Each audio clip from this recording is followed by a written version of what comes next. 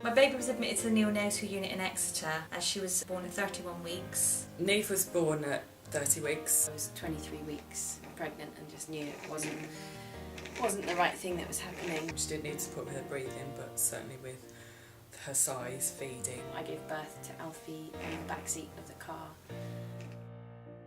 And they were very worried that she was severely underweight. The midwife said, "Oh, I can't feel a heartbeat," and she took him away. They came back and said, "Oh, we've stabilised your boy," and they took me through a wheelchair and Tom, and we saw him in the incubator, all tiny.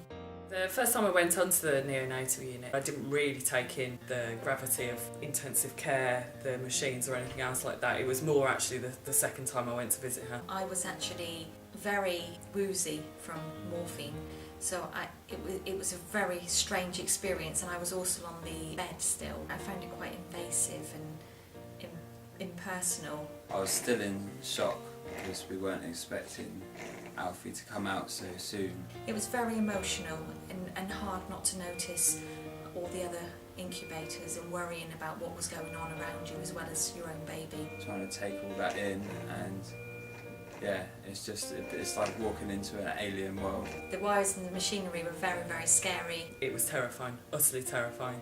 The hardest thing for me about having my daughter stay on the neonatal unit was being separated from her. You go through a series of almost losses. You grieve aspects of motherhood that you thought you might have. The first cuddle, breastfeeding, the intimate moments when it's just you and your newborn baby. It didn't feel natural. You see everybody else leaving with their babies and you're in this very unreal situation, and this very sterile atmosphere. Having to wholeheartedly put your trust in total strangers. I first became involved with Snug through recommendation from another mum. I saw a poem that was in the kitchen and I read it. It really resonated with me. I went to the coffee morning and I met a couple of people there, some people that were on the unit. Lisa from Snug came in and did a cot-side visit. And then I went online. We were welcomed into a very large family of mums and dads.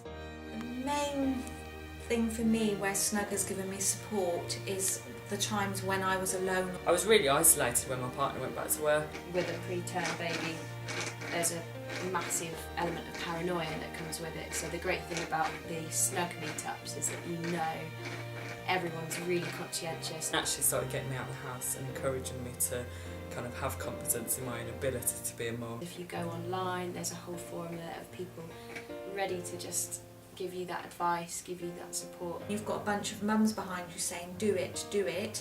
You do find that courage and you walk into the unit and you will go and ask those questions, and you need that encouragement. There is nothing more invaluable than somebody who's been through it, somebody who genuinely understands. With Snug, you've got a whole group of peers that have that time and space and energy. The nurses were very good, but they are there to care for several babies. You can get a real emotional attachment and a real almost friendship response. The peer support that I got from the Snug group was more personal. Rather than a professional response. And that's priceless. That kind of support is the best. If that help wasn't there, I'm not sure what I've done. I'm really not sure where that anxiety would have led me. Without the group, I wouldn't have done it. I wouldn't have made it. Without these ladies, there would be so many parents of sick and premature babies who would not get the support, who would not move forward. There's lots of new things that they could be doing that unfortunately does cost pennies, and the money is needed. Anybody that has any spare money, donate it to Snug, please.